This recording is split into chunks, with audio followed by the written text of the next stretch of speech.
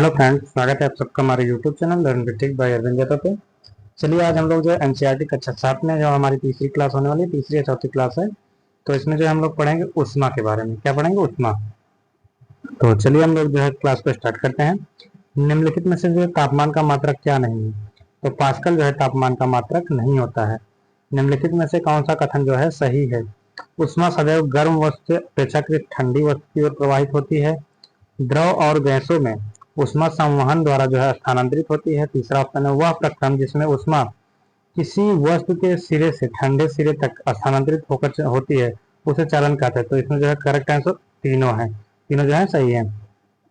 ठोसों में जो है प्राय उष्मा किसके द्वारा जो है स्थानांतरित होती है? चालन के द्वारा जो है उष्मा स्थानांतरित होती है।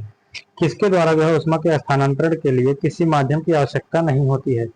विकिरण के लिए जो है किसके द्वारा उष्मा के स्थानांतरण के लिए किसी माध्यम की आवश्यकता नहीं होती? विकिरण में।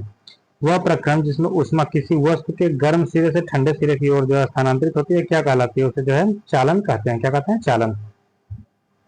संवहन द्वारा उष्मा का स्थानांतरण हो सकता है गैस एवं द्रव में। किसमें? गैस और द्रव में। किस प्रक्रिया में पदार्थ के कारण स्वयं स्थानांतरित होते हैं? किस प्रक्रिया में जो है पदार्थ के कण स्वयं स्थानांतरित होते हैं? संवहन प्रक्रिया में जो है पदार्थ के कण स्वयं स्थानांतरित होते हैं।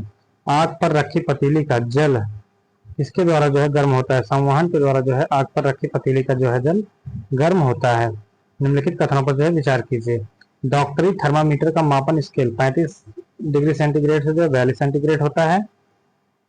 दूसरा, डॉक्टरी थर्मामीटर में पारा का प्रयोग किया जाता है। उपरोक्त में से कौन सा कथन है? तो उपरोक्त में से जो दोनों सही कथन है।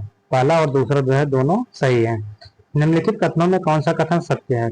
गहरे रंग की वस्तुएं हल्के रंग की वस्तु की अपेक्षा ऊष्मीय विकिरण को कम अवशोषित करती हैं।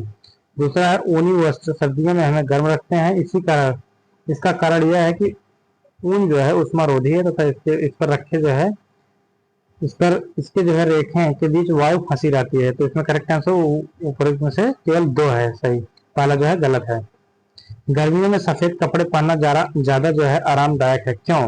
क्योंकि वे अपने ऊपर पड़ने वाली उष्मा की जो है अपने ऊपर पड़ने वाली सारी उष्मा को जो है परावर्तित कर देते हैं। कौन? सफेद कपड़े।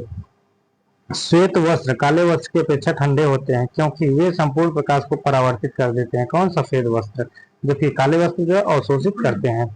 थर्मोस्टेट का प्रयोजन क्या है? थर्मोस्टेट यानी तापमान को स्थिर बनाए रखना, तापमान को स्थिर रखना जो है ये थर्मोस्टेट से संबंधित। थर्मोस्टेट संबंधित है तापक्रम से। डॉक्टरी थर्मामीटर का परिसर होता है 35 अंश सेंटीग्रेड से 42 अंश सेंटीग्रेड होता है।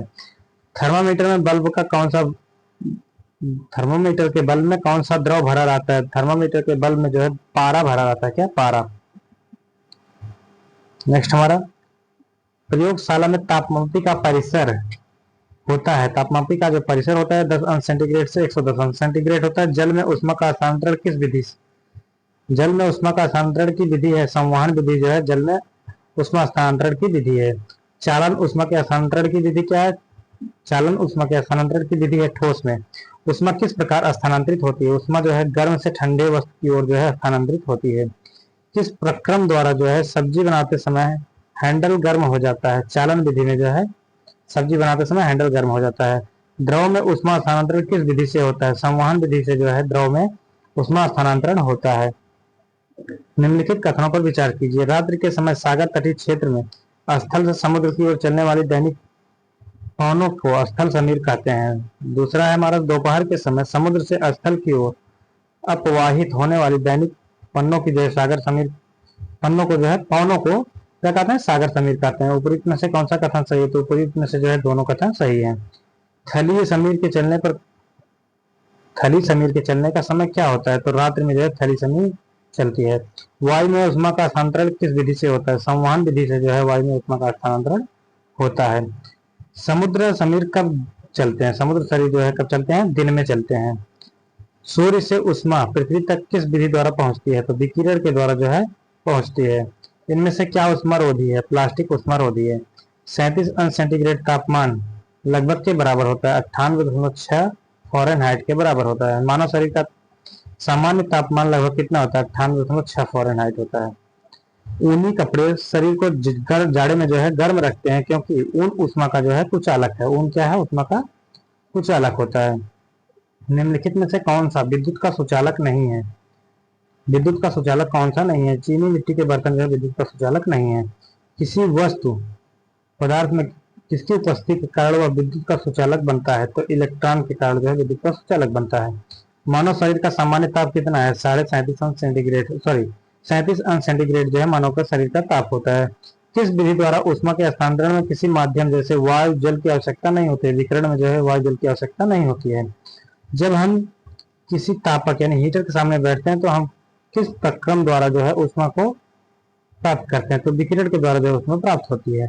ज्वाला से हटाकर रखा गया कोई गर्म बर्तन ठंडा होते समय अपनी कुछ ऊष्मा को किसके द्वारा ही परिवेश स्थानांतरित करता है? तो विकिरण के द्वारा जो है स्थानांतरित करता है। हमारा शरीर किस विधि के द्वारा जो है किस विधि के द्वारा ही परिवेश को ऊष्मा देता है और ऊष्मा ग्रहण करता है? विकिरण के द्वारा जो है ऊष्मा देता है और ऊष्मा को ग्रहण करता है।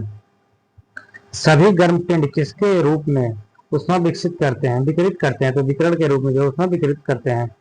फोन में ऊष्मा संचरण किस विधि से होता है? चालन विधि से जो है फोन में ऊष्मा का संचरण होता है। रेफ्रिजरेटर में प्रशीतन के ऊपर में होती है ताकि रेफ्रिजरेटर का जो है अन्य भाग किसके द्वारा जो है ठंडी हो सके? संवहन के द्वारा जो है ठंडी हो सके। निम्नलिखित में से किस विधि में ऊष्मा एक स्थान से दूसरे स्थान तक बीज के माध्यम से जो है बिना गर्म किए पहुंच जाती? तो विकिरण के माध्यम से। बादलों वाली रात स्वच्छ आकाश वाली रात की अपेक्षा किस विधि के द्वारा जो है गर्म होती है? विकिरण के द्वारा जो है गर्म होती है। कौन सी